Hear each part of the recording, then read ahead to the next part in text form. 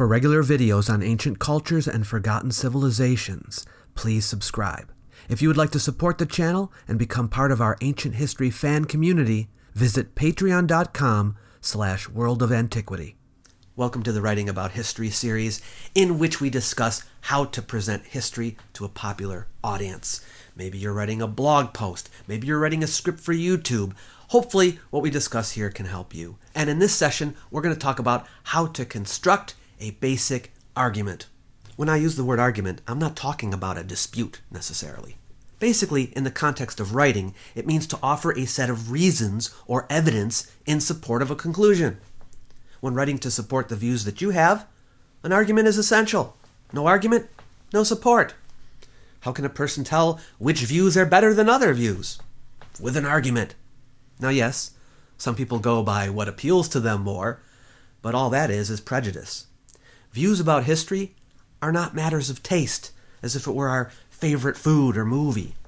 Better views have stronger support, and worse views have weaker support. So if you're going to convince someone that you're right, then you need to have a strong argument. So keep in mind as we go forward that simply stating your views is not an argument. Providing the reasons for your views is. Your main argument is the thesis of your work. It's your conclusion, what you're trying to prove. It's not the topic. So for example, the architecture of the pyramids is a topic, not a thesis, not an argument. The pyramids were storehouses for grain. That's an argument, a thesis. Not a good one, but it's an argument. What makes arguments so important is that it gets our listeners reasons to believe what we believe. But not only that, it helps us to understand why we believe it. When we examine the basis of our own beliefs and are forced to articulate them and to defend them, we create a more solid foundation for our beliefs, or realize we need to reformulate them. We update ourselves, just as a computer application might, and we, in the same way, will run more efficiently. An argument worth making is something that needs to be argued. If it's something that's merely general knowledge, or a person would have guessed it to be true anyway, it isn't worth arguing. Ask yourself whether the hypothesis is testable. Can it, at least in principle, be falsified? Shown to be false by some unambiguous test. If it can, then it's worth arguing. Now, basically there are two kinds of arguments: deductive and inductive. The most convincing kind of argument is the deductive argument. It's the most convincing because if the premises of the argument are correct, the conclusion is guaranteed to be correct. A deductive argument follows this basic outline. If X is true, then Y. X is true, therefore Y. I'll give you an example in a historical argument. If this is an image of a light bulb, then the Egyptians must have had electricity. This is an image of a light bulb. Therefore, the Egyptians had electricity. As in this case, someone can make a deductive argument and fail to establish the truth of the premises. Not all the premises here are true. In such a case, we cannot call the argument sound, even if the argument is valid.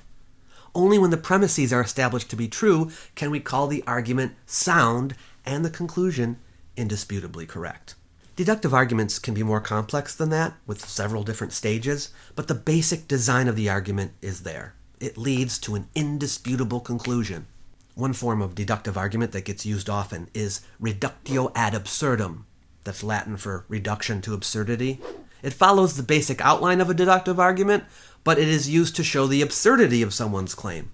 This is commonly done by taking a person's deductive argument and substituting something else equivalent into it, or by putting in its opposite.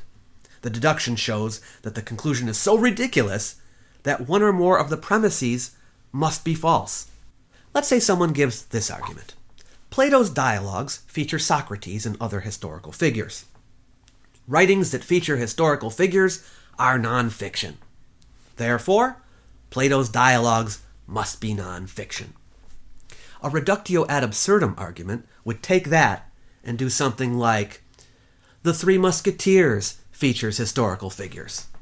Writings that feature historical figures must be non-fiction. Therefore, The Three Musketeers must be non-fiction.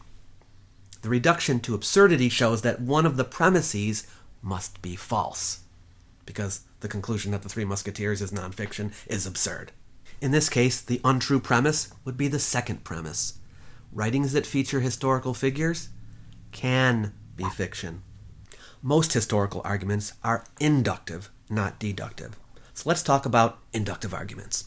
An inductive argument is an argument that is intended by the arguer to be strong enough that if the premises were true, then it would be unlikely that the conclusion is false. So an inductive argument's success or strength is a matter of degree, unlike with deductive arguments. It increases the probability of the conclusion, but it doesn't guarantee it. The most common type of inductive argument made by historians is the argument by example. All that means is to support a generalization, you give specific examples. And the more examples that you can give, the stronger your argument. Arguments by example are very convincing, and you should use them as much as you can. Let's say you were arguing that a hieroglyph carried a certain meaning. The best way to establish that would be to show examples of the glyph in ancient inscriptions where that meaning makes the most sense. And the more examples that you provide, the more convincing your argument becomes. Another argument by example I've seen is people showing examples when science has been wrong in the past to establish the unreliability of science. But since there have been so many conclusions that science has arrived at over the years, a handful of examples isn't going to show much. And as an inductive argument, all this can do is show that science can be wrong. But everyone knows that already. And someone on the other side could show just as many examples of science being right. And in fact, the only reason we know about the times that science has been wrong is because science showed us that it was wrong. And in doing so, it was right. Another type of inductive argument is the argument by analogy.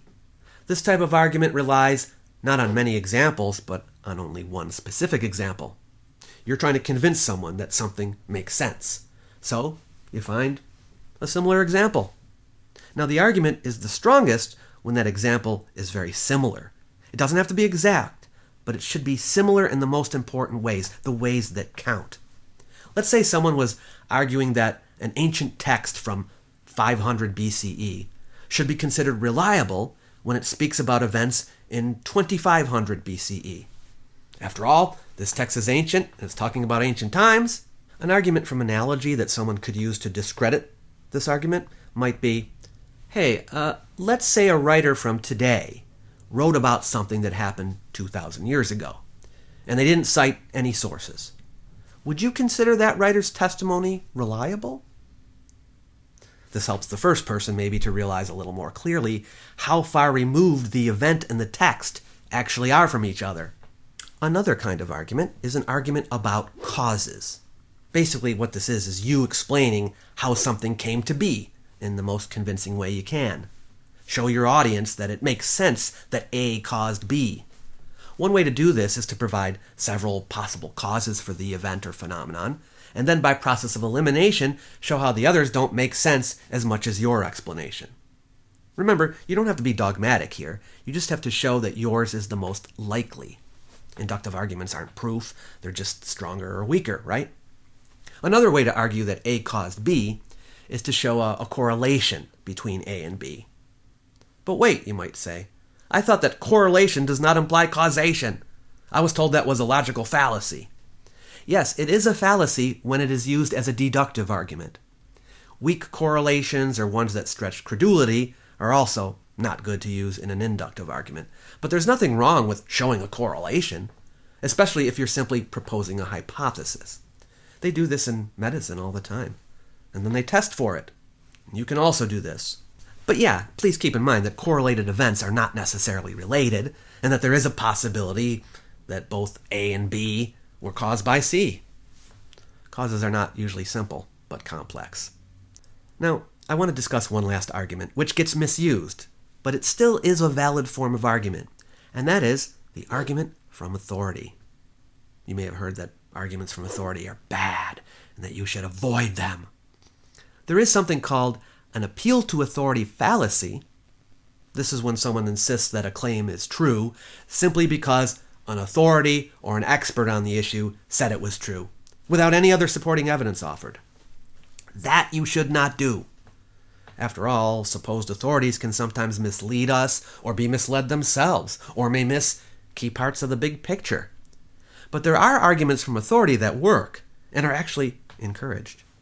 Have you ever seen footnotes in scholarly papers? They're full of citations, references to the works of other scholars. These citations are in there to bolster an argument, or are even substitutions for an argument. The writer may not see the need to fully argue a point, and they simply send you to someone else's paper to see the argument. Such citations function, yes, as arguments from authority. When two people are talking and one person appeals to a study done by an expert in the field, there's nothing wrong with that. It's not at all unreasonable to accept information as provisionally true by credible authorities. A lot of it depends on how extraordinary the claim is and how much the opinion is disputed by other credible authorities. These references should be scrutinized and cross-checked, especially if it's felt there's something unreliable or partial about them. And yes, it's really the argument itself that's important and not the person who offers it. But the whole reason we have experts in various fields is so that each one of us doesn't have to do all the work ourselves. Division of labor is a hallmark of civilization, after all. So, those are some strategies for the construction of basic arguments in a historical presentation. I hope the information comes in handy for you. Along the same lines, next time I'm going to talk about logical fallacies, at least the most common ones, that people use when doing history. Should be fun. I'll see you then. You might like my little e-booklet, Why Ancient History Matters. It's designed to persuade people that the subject is important, even in the modern world. You might also wish to use it to help spread the word. So feel free to share it with someone you know. It's free for anyone who wants it. I've left a link in the description box below the video for you to grab a copy. Catch you later.